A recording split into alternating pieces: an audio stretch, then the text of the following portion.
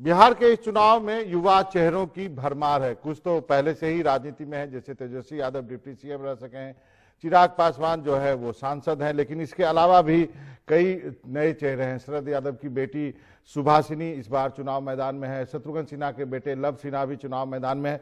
उसी तरह एक नया चेहरा श्रेयसी सिंह भी इस बार विधानसभा का चुनाव लड़ रही है जमुई सीट से। श्रेयसी सिंह के बारे में आपको बता दूं, कॉमनवेल्थ गेम में शूटिंग में गोल्ड मेडल जीत चुकी हैं, एशियन गेम्स में ब्रॉन्ज मेडल जीत चुकी हैं। इनके पिताजी सांसद रह चुके हैं और केंद्र में वाजपेयी सरकार में मंत्री भी रह चुके हैं। स्वर्गीय Digvijay Singh national rifle association के प्रेसिडेंट भी रह चुके हैं।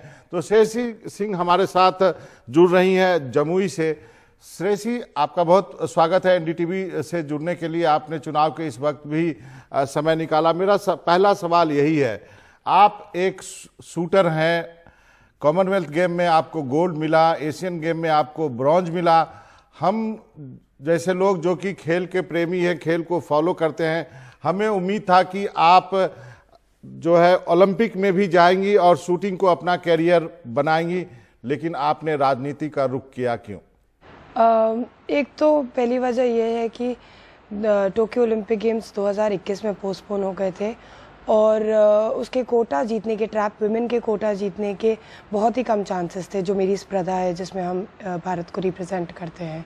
दूसरा एक बड़ा कारण ये था कि लॉकडाउन के दौरान अन्य लोगों की तरह हम भी सोशल मीडिया पे बहुत एक्टिव हुए और इस बीच में हमें जो बिहार के युवा युविकाएं हमसे जुड़ी, उनसे बात करने का मौका मिला और बातचीत करते करते बहुत से बच्चों ने अपनी दुख दुविधा जो थी, जो प्रॉब्लम्स थी, वो हमारे साथ शेयर की और उन सभी चीज़ों को जानने पहचानने के बाद हमें लगा कि शायद ये एक सही समय है कि युवा चेहरा और युवा के बीच में एक युवा चेहरा का आने का और उन लोगों की मदद करने के लिए।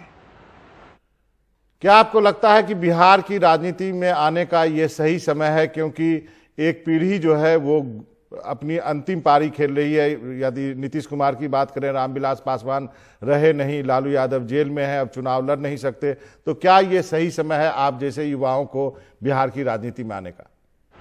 जी, हम ये अपने लिए कह सकते हैं, बाकी लोगों के लिए नहीं, लेकिन हाँ, ये मेरा अपना फैसला है, तो जी बिल्कुल। मेरा तीसरा सवाल है कि इस बार बिहार की राजनीति में कई चेहरे हैं जो कि पुराने जो नेता हैं उनके परिवार से आते हैं, जैसे शरद यादव की बेटी सुभाषिनी की बात करें या शत्रुघ्न सिन्हा के बेटे लव सिन्हा की बात करें, तो और साथ में तेजस्वी और चिराग पासवान तो हैं ही। तो क्या आपको लगता है कि बिहार में अब युवाओं का दिन आ रहा है, खासकर राजनीति जैसे फील्ड में? जी, एक नई जनरेशन पॉलिटिक्स की डेफिनेटली शुरू होती हुई दिख रही है। आपके पिताजी जो थे, जिनको हम लोग दिग्विजय सिंह जी को हम लोग दादा के नाम से बुलाते थे, बड़े ही सरल स्वभाव के व्यक्ति थे, लेकिन उनकी सोच हमेशा से समाजवादी सोच की रही। उन्होंने एक अल्टरनेटिव पॉलिटिक्स की राजनीति की अपने लाइफ टाइम में और जो समाजवादी सोच की पार्टियों से जुड़े रहे, चाहे वो समता पार्टी के गठन की बात करें फिर या जेडीयू की बात करें। तो आपने फिर बीजेपी को क्यों चुना? क्या आप जेडीयू से भी चुनाव लड़ सकती थी, आप आरजेडी से भी चुनाव लड़ सकती थी, लेकिन बीजेपी ही क्यों? देखिए, समाजवादी सोच के लिए ऐसा नहीं है कि बीजेपी में अगर कोई समाजवादी सोच रखता है तो उसको बढ़ने का मौका नहीं मिलेगा, पहली बात। दूसरी बात यह है कि आप अगर जैसे हम आज पॉलिटिक्स में आए हैं तो हम किसी भी लीडर से, किसी भी सीनियर लीडर को अपना प्रेरणा स्रोत मान सकते हैं और बीजेपी से जुड़ने का एक मुख्य कारण था प्रधानमंत्री मोदी जी की जो सोच है। पहली ये कि एक नया new India is the young India और दूसरा कि आत्मनिर्भर भारत बनाना है, हमें एक self sustained, self dependent economy बनना पड़ेगा। क्यों आपको लगा कि बीजेपी से चुनाव लड़के चुनाव जीतना इस बार आसान है बिहार में? नहीं, अपनी अपनी पर्सनल चॉइस है। बहुत से लोग जेडीयू के साथ जुड़े हैं, बहुत से लोग आरजेडी के साथ जुड़े हैं, बहुत से लोग बीजेपी के साथ जुड़े हैं, अन्य और पार्टी हैं ऐसी। तो मुझे नहीं लगता कि कोई कैंडिडेट पार्टी से इसलिए जुड़ता है क्योंकि पार्टी, मतलब कोई भी कैंडिडेट पार्टी से इसलिए जुड़ता है क्योंकि उस कैंडिडेट का सोच या विचार उस पार्टी से मिलता होगा। एक और सवाल है, आपने इस बार विधानसभा का चुनाव के लिए जमुई को चुना है। जमुई जो है वो लोकसभा क्षेत्र चिराग पासवान का है। आपके पिताजी स्वर्गीय दिग्विजय सिंह हमेशा बांका से चुनाव लड़ते थे, हालांकि दोनों अगल बगल का ही जिला है, लेकिन जमुई ही क्यों? देखिए, हमने पार्टी से बात की थी कि हम चुनाव लड़ना चाहते हैं और पार्टी ने हमें जमुई की सीट निकाल के दी, तो हमने एक्सेप्ट कर ली। बिहार के यंग लीडर्स के बारे में आप क्या कहना चाहेंगे, चाहे तेजस्वी हो चाहे चिराग पासवान हो, इसके बारे में आपकी क्या राय?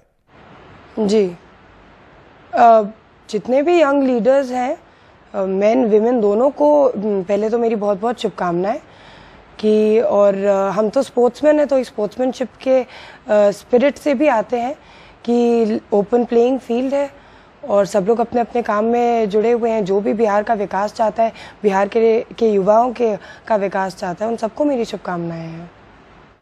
क्या आपको लगता है कि बिहार में बदलाव की क्या क्या जरूरत है? खासकर स्पोर्ट्स की बात करें तो आप जो निशानेबाजी में आती हैं तो आप बिहार के कोटे से आती हैं नेशनल चैंपियनशिप में, लेकिन बिहार में कोई स्पोर्ट्स का कल्चर नहीं है, शूटिंग का कल्चर तो एकदम नहीं है। तो क्या आपको लगता है बिहार में क्या बदलना चाहेंगी आप, दूसरे क्षेत्र में भी और स्पोर्ट्स के क्षेत्र में भी? बिहार में बदलने के लिए तो बहुत सी चीज़ें हैं और कुछ बदलाव आया भी है हमारे सामने ही स्पोर्ट्स के क्षेत्र में भी, बट अगर हम विकास की बात करें तो अभी भी हमें अशिक्षा से लड़ाई बहुत बड़ी है, उसको सबसे पहले हटाना चाहेंगे, बेरोजगारी को हटाना चाहेंगे।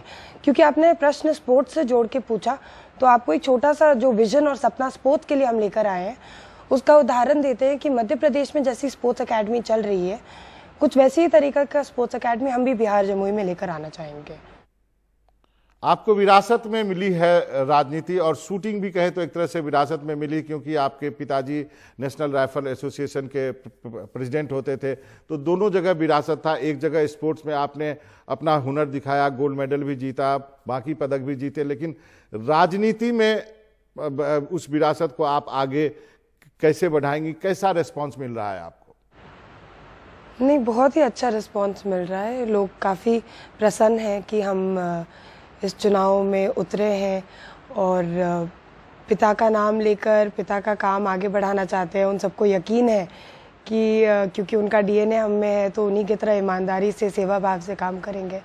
तो हमें भी जान के बहुत खुशी होती है कि लोग आज भी पापा को इतना याद करते हैं, और छोटा सा नाम हमारा भी है, खेल कूद के उसमें आते हैं, तो लोग को एक आशा हमसे है कि मतलब हमने हमेशा कहा है कि हमने अपने हार्डवर्क से जो भी शूटिंग में मेडल जीता है, पदक जीता है, वो अपने हार्डवर्क के वजह से जीता है, मेहनत के वजह से जीता है। तो उसी तरह का हार्डवर्क और मेहनत जो जमुई की जनता है, बिहार की जनता, वो देखना चाहती है हमें करते हुए पॉलिटिक्स में भी। तो यही सब चीज़ें कुल मिला के हम जब देखते हैं, लोगों के बीच में जाते हैं, तो काफ़ी प्रसन्न होते हैं और उसकी वजह से हमें खुशी होती है कि शायद बिहार को इस बार आने वाले 10 तारीख को रिजल्ट में कोई ऐसा विकल्प मिलेगा जो उनके लिए वाकई में कुछ काम करके दिखाए। जी बिल्कुल चाहेंगे।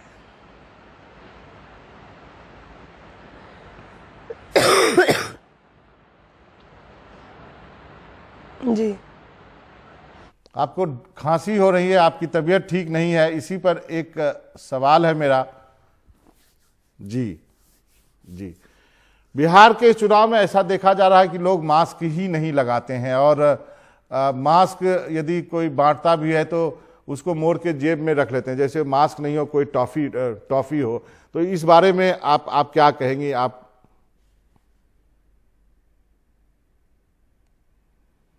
आपकी भी एक मैंने सेल्फी देखी है जिसमें कि पीछे काफी भीड़ है, आप सेल्फी ले रही हैं भीड़ के बीच में बिना मास्क के। आपको लगता नहीं है कि आपको प्रिकॉशन लेना चाहिए?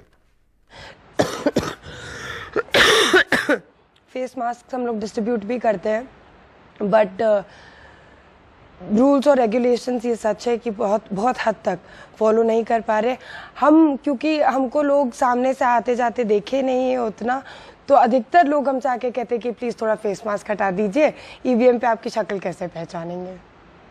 जी, आप अपना ख्याल रखें, लेकिन एक युवा प्रतिनिधि के नाते आप क्या कहना चाहेंगी बिहार की जनता को कि आपको मौका क्यों दिया जाए?